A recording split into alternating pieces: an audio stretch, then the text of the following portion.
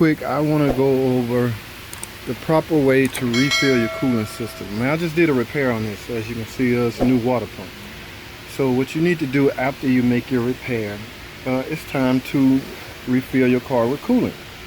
Now, this is a 2014 Dodge Durango, a 5.7 Hemi.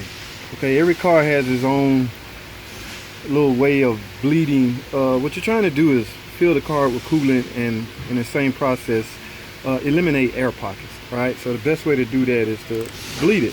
So here's this particular engine is equipped with a bleeder screw right here.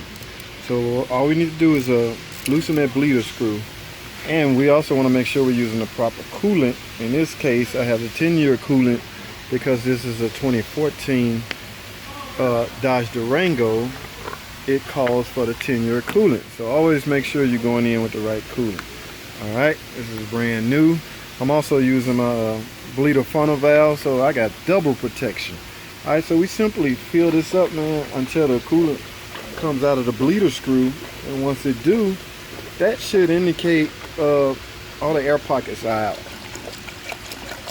All right, so simply fill it all the way up. Remember, I did a water pump, so you're gonna lose a lot of coolant in that process alone.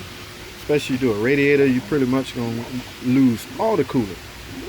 So there's no need to try to figure out how much coolant you lost. Just go in and refill it properly anyway. All right.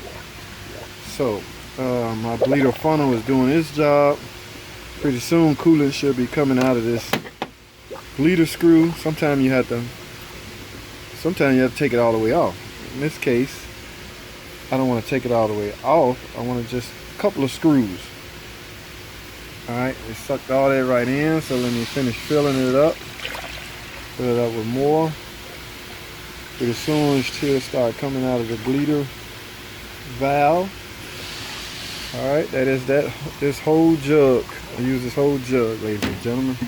So, since it stopped bubbling, let me remove the screw and see what we get out. More air, yes, more air. You can hear it. Here it comes, here it comes, here. There you go.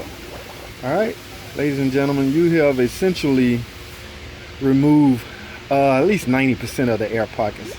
After you go drive it, that should take care of the rest. But you don't want to deliver the car to the customer with any air pockets. So go drive it and do your thing. Run the heater. Also, make sure you run the heater so all the coolant can flow through the heater coil, and you make sure you get all the air pockets out of the cooling system. All right, that's it, man. That's all I have. Thanks for watching. Comment, subscribe, and I'll see y'all on the next video.